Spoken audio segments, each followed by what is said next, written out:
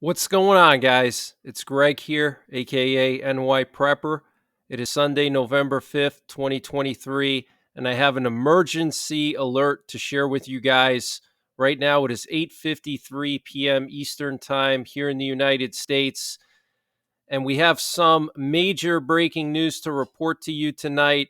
So, U.S. Central Command posted on Twitter at 4 p.m. this afternoon that apparently an Ohio class submarine has arrived in the U.S.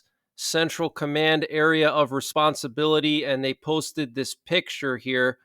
So, if you don't know what an Ohio class submarine is, okay, boomers are the nuclear armed submarines. We have 18 of them, and 14 of them carry the Trident missiles, and 4 of them carry Tomahawk missiles. Both have nuclear warheads on them.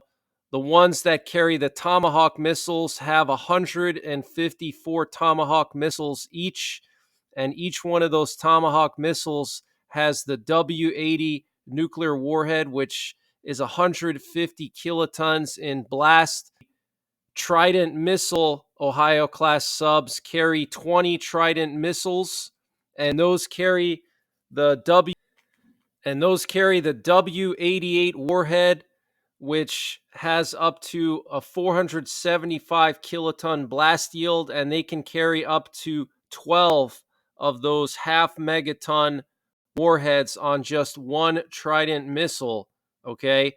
And 20 Trident missiles on each boomer, on each Ohio class sub. So do the math. 20 times 12 is over 200 half megaton warheads on just one of these submarines. And the Tomahawk missiles have each one W-80 warhead, so that's 154 nuclear warheads with 150 kiloton blast yield. This is very, very serious that the U.S. is moving these into the Central Command area of responsibility. I told you guys 2 weeks ago that one of these left Scotland, and it was the USS Florida. It left Fastlane, Scotland, which is where the UK has their nuclear armed submarine base. And that was the USS Florida, which is a Tomahawk missile Ohio class sub. It left like 2 weeks ago from there. And where it was going, nobody knows. But now I think we know where it went. And I was telling you guys that it was going to go to the Middle East. I was telling you 2 weeks ago, you can go back through my videos, and I was telling you that USS Florida was being deployed to the Middle East in the event that they have to attack Iran and decapitate their nuclear arsenal and decapitate their military. They would need one of these Ohio class subs to do the job, because conventional warheads, conventional bombing is not going to do the job if they have to go after Iran, because Iran has bunkers in their mountains, okay? Iran is a mountainous country. It's bigger than Afghanistan, and it has just massive mountains. The whole country is mountainous. It's like the size of Alaska, and it's nothing but mountains, okay? So the Iranians have bunkers under these mountains, and regular conventional weapons are not going to do the job to destroy those bunkers. And so they're going to need one of these boomers to do the job. All right. They can't fly fighter jets because it's too far. Iran is a huge country. The fighter jets would run out of fuel and potentially get shot down by Iranian air defense. So having one of these Ohio class subs with 154 Tomahawk missiles, each with a W-80 nuclear warhead, would definitely cripple Iran's nuclear program, and also decapitate their military, okay? And just a few days ago, the U.S. House of Representatives passed a resolution almost unanimously, 350 votes to only 53, saying no, that the U.S. declares that Iran should not be allowed to get any nuclear weapons, and that the U.S. will do anything necessary to prevent it from happening. And it also said that the U.S. would allow any ally of the U.S. to take any actions necessary to stop Iran from getting nuclear weapons. So whether it's Israel, whether it's NATO countries, that's what the U.S. House resolution said, okay? So this is very serious, guys, okay? Now they're moving one of these into the region. It's already in the Central Command area of responsibility. So we have an Ohio-class sub in the Central Command area, which is Iran, Saudi Arabia, Iraq. We have the USS Dwight Eisenhower going towards Iraq. We have the Gerald Ford operating in the Eastern Mediterranean. And then we also have the British HMS Queen Elizabeth aircraft carrier going to the Mediterranean. It might already be there now.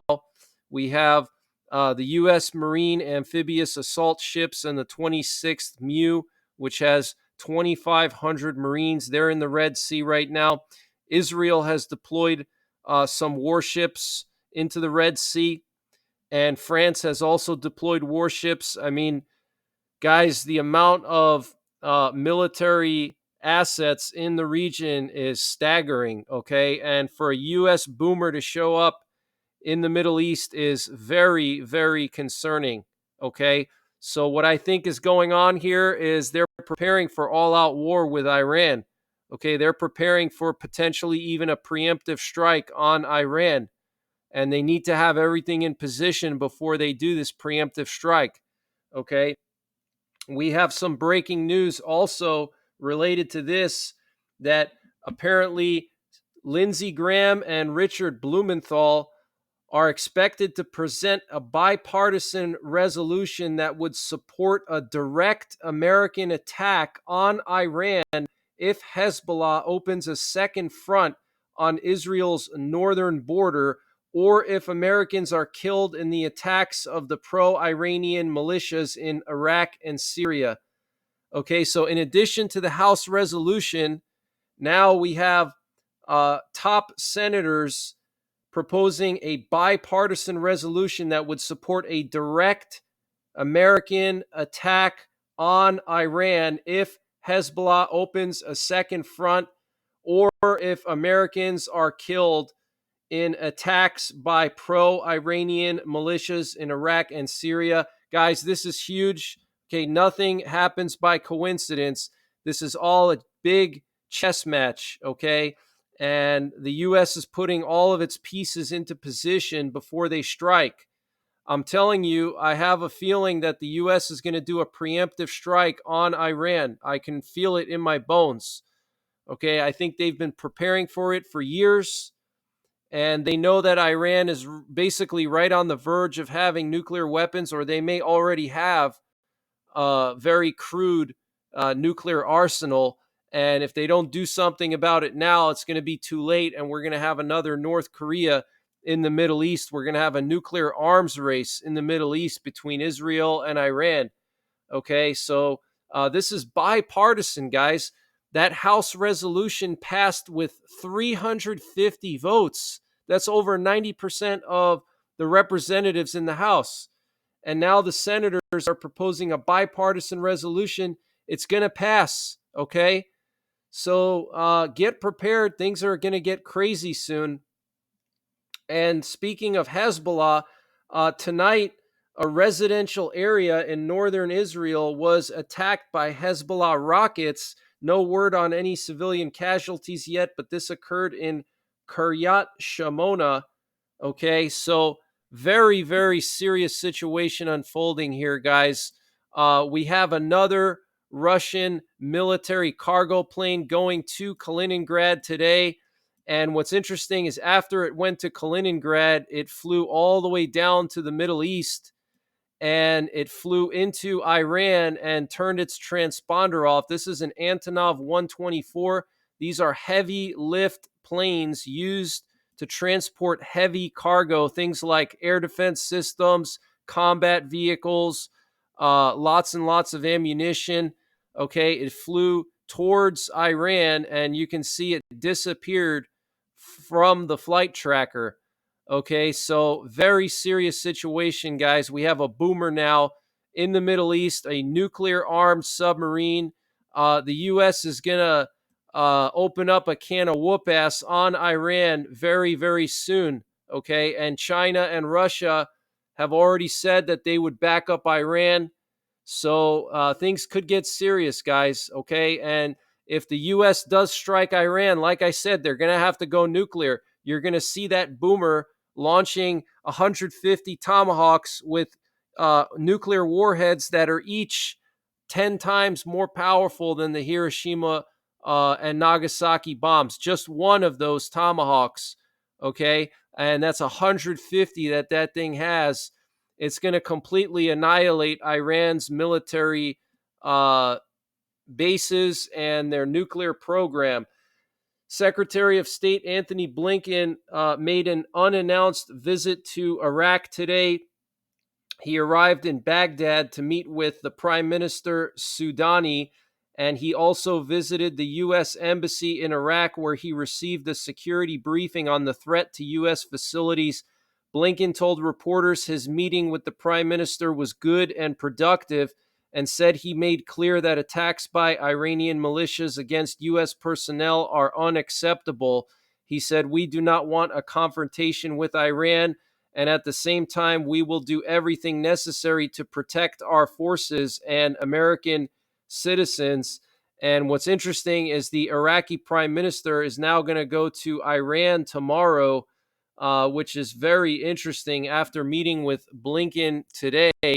And we currently have a U.S. nuclear war command and control plane up in the air. It's flying over West Virginia right now. This is a pretty unusual flight path. It's been up in the air for a few hours. We also have a C-17 Globemaster that just took off from the Fayetteville, North Carolina area, which is where Fort Bragg is. That's the John F. Kennedy Special Warfare Center. That's where the Green Berets are at. And looks like it's heading towards Europe, most likely going to go to the Middle East, I'm sure. So there could be Delta Force on there. Okay, our Tier 1 units could be on this plane right now. I want to just play this video of Secretary of State Anthony Blinken and what he said today from Iraq. He warned the countries in the region not to take advantage of the situation. So let's listen to what he has to say here. At the same time, it was very important to send a very clear message to anyone who might seek to take advantage of the conflict in Gaza to threaten our personnel here or anywhere else in the region. Don't do it. Okay, so he says don't do it. And we have some concerning information coming from the Al-Aqsa Martyrs Brigade in Palestine. They put out this statement here that's calling for a general mobilization in all of Palestine and all military groups and formations in the West Bank. Okay, so not only is Israel going to be fighting against Hamas in the Gaza Strip, they got to worry about Hezbollah. They got to worry about the Iranian militias coming down from Syria. Now they have to worry about the Al-Aqsa Martyrs troops in the West Bank. And then they got to worry about Iran with their missiles, okay? And then also the Houthi rebels, and I'm sure I'm missing some other ones, all right? So, guys, it's escalating, okay? It's escalating each day more and more. The CIA director, William Burns, has arrived in Israel, and apparently Iranian militias in Iraq are now on high alert. And in Iraq, a group related to the Islamic resistance of Iraq called Al-Zafrin says that it attacked a U.S. military base in Al-Assad tonight with rockets and mortars. And Israeli special forces are now conducting raids in the Gaza Strip to try to find the hostages held by Hamas. And we have some breaking news coming out of Rostov, Russia. There was a really powerful explosion reported in Rostov. Unfortunately, I cannot share the video with you, but it was very intense. And apparently in Odessa, there is a drone attack underway this evening. And here we have a picture of Secretary of State Anthony Blinken arriving in Iraq, wearing some armor plates. And here he is meeting with the Iraqi prime minister. This was an unannounced visit, okay? And here we have a video of the Secretary of State arriving in Turkey. He just arrived there tonight. He's going to be meeting with Turkish leaders tomorrow.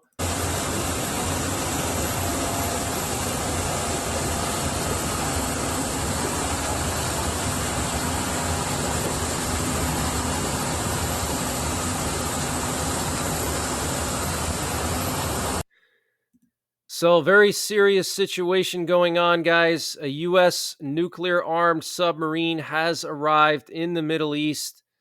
I'll keep you guys updated. Make sure you're subscribed. Make sure you hit the bell icon below so you get notified when I post these emergency alerts.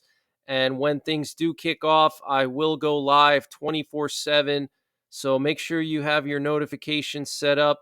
And other than that, take care, God bless, and don't forget the 3 Ps: prepare, practice, and persevere.